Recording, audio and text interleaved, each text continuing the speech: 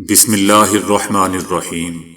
السلام علیکم دوستو، دنیا بھر کی خبروں میں آج آپ سنیں گے، لیکن اس سے پہلے اگر ہو سکے تو لائک اور سبسکرائب کا بٹن ضرور دبا لیں۔ شکریہ۔ امریکہ نے تصدیق کی ہے کہ امریکہ نے بھارت کے ساتھ 10 سالہ دفاعی فریم ورک معاہدے پر دستخط کر دیے ہیں۔ یہ فریم ورک خطے میں استحکام اور دفاعی توازن کے لیے سنگ میل کی حیثیت رکھتا ہے، جس سے دونوں ممالک کے درمیان تعاون، معلومات کے تبادلے اور تکنیکی اشتراک میں اضافہ ہوگا۔ امریکہ کا کہنا ہے کہ ہماری دفاعی شراکت داری پہلے سے کہیں زیادہ مضبوط ہے۔ یہ 10 سالہ دفاعی فریم ورک ایک وسیع اور اہم معاہدہ ہے جو دونوں ممالک کی افواج کے لیے مستقبل میں مزید گہرے اور بامعنی تعاون کی راہ ہموار کرے گا۔ یہ پیش رفت دوستو ایسے وقت میں ہوئی ہے جب چند روز قبل امریکی وزیر خارجہ مارکو روبیو نے ملیشیا میں بھارتی وزیر خارجہ جے شنکر سے ملاقات کی تھی، جو گزشتہ ہفتے روسی تیل کمپنیوں پر امریکی پابندیوں کے بعد دونوں ممالک کے درمیان اعلیٰ سطحی کا رابطہ تھا۔ یاد رہے دوستو کہ اگست میں امریکہ اور بھارت کے تعلقات اس وقت کشیدہ ہو گئے تھے جب ٹرمپ نے بھارتی درآمدات پر محصولات 50% تک بڑھا دیے تھے، اور امریکہ نے نئی دہلی یعنی انڈیا پر الزام لگایا تھا کہ وہ روس سے سستا تیل خرید کر روس کی جنگی مشن کو تقویت دے رہا ہے۔ گزشتہ مہینے امریکہ نے H-1B ہنرمند کارکنوں کے ویزے پر ایک بار کے لیے $1,00,000 کی اضافی فیس بھی عائد کی تھی، جن میں سالانہ ویزا حاصل کرنے والوں کی اکثریت تقریباً 75% بھارتی شہری ہوتے ہیں۔ روسی وزارت دفاع نے اعلان کیا ہے کہ اس کی فضائی دفاعی فورسز نے گزشتہ رات کے دوران 130 حملہ آور یوکرینی ڈرونز کو مختلف روسی علاقوں کے اوپر مار گرایا۔ روسی فضائی دفاعی نظام نے یہ ڈرونز ملک کے کئی حصوں میں نشانہ بنائے اور انہیں تباہ کر دیا۔ روس اور یوکرین کے درمیان فروری 2022 سے شروع ہونے والی جنگ کے بعد سے دوستو ڈرونز اس جنگ کے سب سے مؤثر اور تباہ کن ہتھیاروں میں سے ایک بن چکے ہیں۔ عسکری ماہرین کا کہنا ہے کہ یہ جنگ اب اس حد تک پہنچ چکی ہے کہ اسے تاریخ کی پہلی مکمل ڈرون جنگ کہا جا رہا ہے۔ بھارت کے زیر قبضہ ریاستوں ناگالینڈ، منی پور، آسام اور دیگر میں آزادی کی تحریکیں دوستو زور پکڑ چکی ہیں۔ ناگالینڈ کی آزادی کی تحریک دوبارہ شدت اختیار کر چکی ہے۔ مختلف عوامی ریلیوں اور مظاہروں میں علیحدہ ریاست کے قیام کا مطالبہ زور و شور سے اٹھایا جا رہا ہے۔ ناگالینڈ تحریک کے سربراہ نے بھارتی فوج کے مظالم پر سخت رد عمل دیتے ہوئے جدوجہد جاری رکھنے کا اعلان کیا ہے۔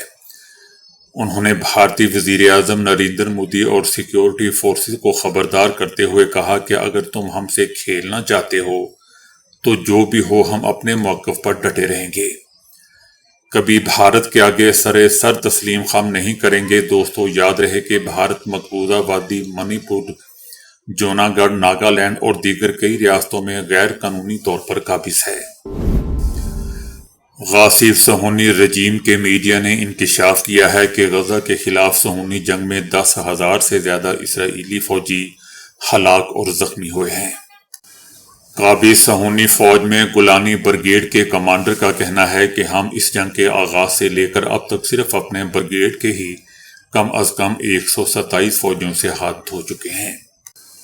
صہیونی فوجی کمانڈر کا کہنا تھا کہ یہ اعداد و شمار ان شدید فوجی کارروائیوں کے وسیع حجم کی نشاندہی کرتے ہیں کہ جن میں گولانی بریگیڈ نے جنگ کے آغاز سے ہی حصہ لینا شروع کر دیا تھا۔ اسرائیلی فوجی کمانڈر کا مزید کہنا تھا کہ یہ ہلاکتیں گولانی یونٹ کے لیے نفسیاتی اور آپریشنل دونوں میدانوں میں ایک بڑا چیلنج ہے، کیونکہ صہیونیوں کو اس شدت سے پہنچنے والے جانی نقصان کا کوئی اندازہ نہیں تھا۔ ترک صدر رجب طیب اردوان نے کہا ہے کہ اسرائیل کی جانب سے جاری حملے نسل کشی کی واضح مثال ہے۔ انہوں نے اسرائیل کی جانب سے فلسطینیوں کی نسل کشی، قحط اور غزہ میں حملوں سے لا علمی پر جرمنی کو تنقید کا نشانہ بنایا۔ صدر رجب طیب اردوان کا کہنا تھا کہ کیا جرمنی غزہ میں اسرائیلی نسل کشی نہیں دیکھ رہا؟ ان کا کہنا تھا کہ اسرائیل کے پاس جوہری ہتھیار ہیں مگر حماس کے پاس کچھ بھی نہیں، جنگ بندی کی خلاف ورزیاں انسانی حقوق کی سنگین خلاف ورزی ہے۔ اسرائیل کے دارالحکومت کی تمام مرکزی شاہراہوں پر شہریوں کا جمع غفیر جمع ہو گیا جس نے حکومت کے خلاف شدید نعرے بازی کی۔ یہ اسرائیل کی تاریخ کے بڑے مظاہروں میں ایک مظاہرہ ثابت ہوا جس میں تقریباً 2 لاکھ الٹرا آرتھوڈاکس کے یہودیوں نے حصہ لیا۔ مظاہرین نے فوج میں جبری بھرتی کے خلاف شدید احتجاج کرتے ہوئے شہر کے داخلی راستے بند کر دیے۔ مظاہرے میں شامل 20 سالہ نوجوان زیر تعمیر عمارت سے گر کر ہلاک ہو گیا۔ مظاہرہ دوستو دراصل حکومت کی جانب سے فوج میں حریدی نوجوانوں کی جبری بھرتی اور حالیہ 870 گرفتاریوں کے خلاف کیا گیا تھا۔ یاد رہے دوستو کہ ماضی میں حریدیوں کو فوجی سروس سے استثناء حاصل تھا جو 2023 میں قانون کی مدت ختم ہونے کے بعد ختم ہو گیا۔ اسرائیلی عدالت نے حکومت کو بھرتی کا عمل شروع کرنے کا حکم دیا تھا جس کے نتیجے میں مذہبی جماعتوں نے سخت رد عمل دیا۔ امریکہ کے صدر ٹرمپ کے ایٹمی تجربات دوبارہ شروع کرنے کے اعلان کے بعد روس نے شدید رد عمل دیتے ہوئے کہا ہے کہ ہم نے 1990 کے پہلے ایٹمی دھماکے کے بعد سے تاحال ایٹمی ہتھیاروں کا کوئی تجربہ نہیں کیا۔ روس نے خبردار کیا کہ البتہ اگر امریکہ عالمی پابندی توڑتا ہے اور ایٹمی تجربات کرتا ہے تو ہم بھی جوابی قدم اٹھانے سے بالکل بھی گریز نہیں کریں گے۔ روس کا کہنا ہے کہ روس کے حالیہ ڈرون اور میزائل تجربات ایٹمی نہیں تھے بلکہ صرف ایٹمی صلاحیت رکھنے والے ہتھیاروں کے نظام کی آزمائش تھی۔ ہم امید رکھتے ہیں کہ صدر ٹرمپ کو روس کے حالیہ تجربات کے بارے میں درست بریفنگ دی گئی ہوگی کیونکہ ان تجربات کو کسی بھی صورت میں ایٹمی تجربے قرار نہیں دیا جا سکتا۔ یاد رہے دوستو کہ صدر ٹرمپ نے کہا تھا کہ دیگر ممالک کے ایٹمی پروگراموں کو دیکھتے ہوئے میں نے فوج کو ایٹمی ہتھیاروں کے تجربات شروع کرنے کی ہدایت کر دی ہے۔ صدر ٹرمپ کا مزید کہنا تھا کہ میں نے خاص طور پر چائنا اور روس کے بڑھتے ہوئے ایٹمی پروگراموں کے تناظر میں یہ حکم دیا ہے کیونکہ چائنا آئندہ 5 سال میں امریکہ کے برابر آ جائے گا۔ روس نے پاکستان سے منسوب کی جانے والی ایک ویڈیو کو جعلی قرار دیتے ہوئے کہا ہے کہ یہ ویڈیو در حقیقت روسی صدر کی میڈیا سے گفتگو کا ایک کلپ ہے جس میں پاکستان کا کوئی ذکر نہیں کیا گیا تھا۔ یاد رہے دوستو کہ چند دن سے سوشل میڈیا پر روسی صدر کی ایک ویڈیو گردش کر رہی تھی جس میں انہیں پاکستان اور افغانستان کے درمیان کشیدگی کے تناظر میں پاکستان کو دھمکی دیتے ہوئے دکھایا گیا تھا۔ یقیناً دوستو یہ انڈیا کے ہیکر کا کام ہوگا۔ ایسی ویڈیو کو ایڈٹ کر کے اس کا پرچار کرنے کے لیے اپلوڈ کی گئی ہوگی۔ ڈیپ فیک ویڈیو میں روسی صدر کو یہ کہتے ہوئے دکھایا گیا ہے کہ پاکستان افغانستان کے خلاف کسی بھی قسم کی جارحیت سے باز رہے۔ جعلی ویڈیو میں روسی صدر یہ کہہ رہے تھے کہ اب اگر افغانستان پر حملہ کیا تو جواب صرف کابل سے نہیں ملے گا، ہماری طرف سے بھی ملے گا۔ ویڈیو میں روسی صدر کی جانب سے افغان طالبان کی مکمل حمایت اور انہیں کسی بھی بیرونی خطرے سے نمٹنے کے لیے مدد فراہم کرنے کی بھی پیشکش کی گئی۔ یہ ویڈیو وائرل ہونے کے بعد اسے کئی اکاؤنٹس کی جانب سے شیئر بھی کیا گیا تھا۔ اب روس نے اس کی تردید کرتے ہوئے اسے جعلی قرار دیا ہے۔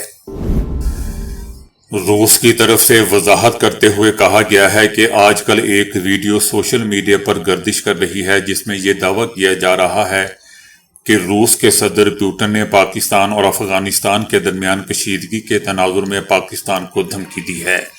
دراصل یہ ویڈیو مکمل طور پر جعلی ہے۔ دوستو ایسے گھٹیا کام صرف انڈیا کے لوگ ہی کر سکتے ہیں۔ دوستو یاد رہے کہ حالیہ عرصے میں پاکستان اور روس کے تعلقات میں بہتری دیکھی گئی ہے اور مختلف عالمی پلیٹ فارم میں دونوں ممالک کے رہنما گرم جوشی سے ایک دوسرے سے ملتے رہے ہیں۔ لوگوں کا کہنا ہے کہ ہم تو پہلے ہی کہہ رہے تھے کہ یہ ویڈیو جعلی ہے کیونکہ روس کبھی بھی افغان طالبان جیسے گروپ کی حمایت کر ہی نہیں سکتا۔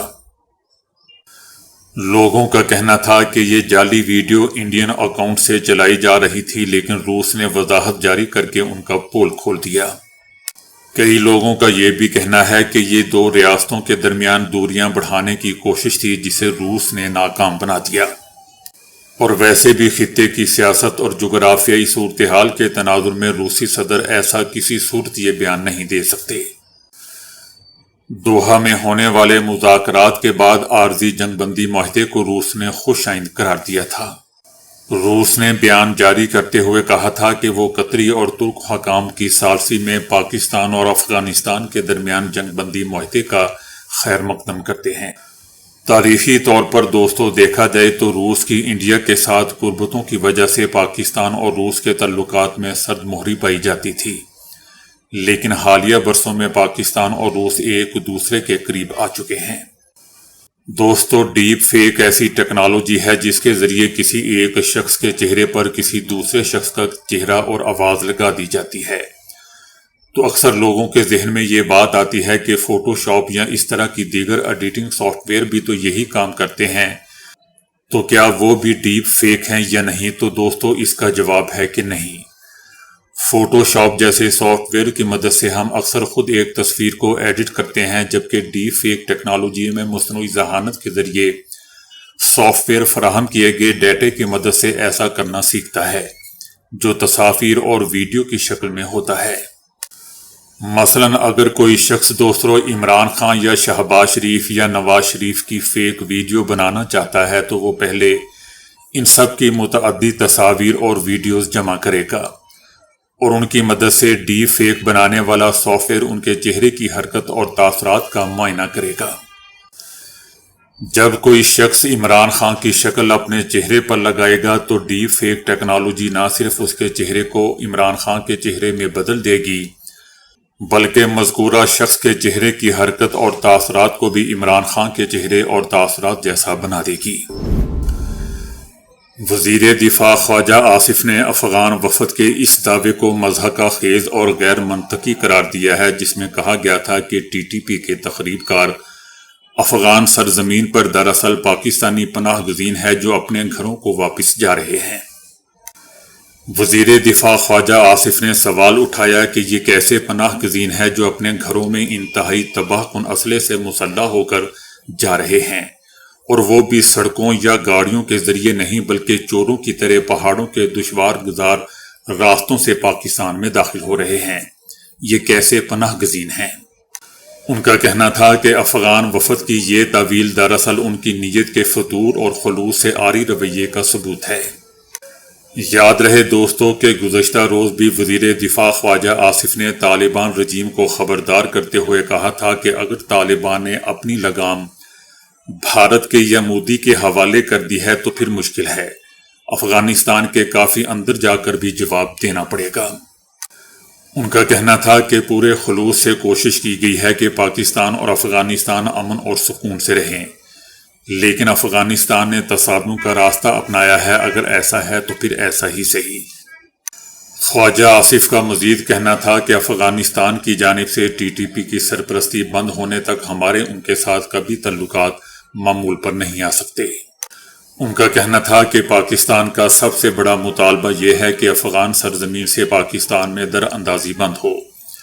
یہ در اندازی آج بھی کسی نہ کسی صورت میں جاری ہے۔ میں ساری افغان حکومت کو الزام نہیں دوں گا، اس کی پشت پناہی میں افغان حکومت میں شامل بہت سے اور لوگ ہیں۔ ان کا کہنا تھا کہ ملکی سلامتی کے معاملات پر وزیر اعلیٰ خیبر پختونخوا کے بیانات آنا مایوس کن ہے۔ وزیر اعلیٰ خیبر پختونخوا کے بیانات ملک کی سلامتی کے منافی ہیں۔ سہیل آفریدی ملاقات کرنا چاہتے ہیں کہ اندر بیٹھا ایک شخص ہدایات جاری کرے۔ نیازی لاء جس کے تحت خیبر پختونخوا کی حکومت چل رہی ہے یہ نہیں چلے گا۔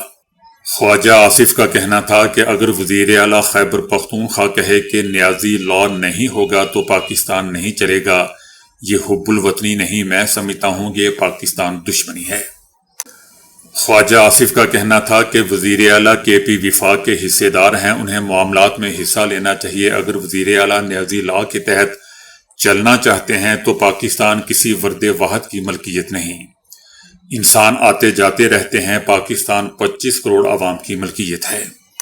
خواجہ آصف کا کہنا تھا کہ یہ ایک شخص کے ارد گرد پاکستان کی بقا کو داؤ پر لگا رہے ہیں۔ یہ بالواسطہ طور پر تخریب کاری کی ایک طرح سے معاونت کی جا رہی ہے۔ وزیر اعلیٰ خیبر پختونخوا پاکستان کی بجائے افغانستان کی پوزیشن کو مضبوط کر رہا ہے۔ تو دوستو ابھی کے لیے اتنا ہی۔ ویڈیو کو لائک اور شیئر کرنے کا بہت بہت شکریہ۔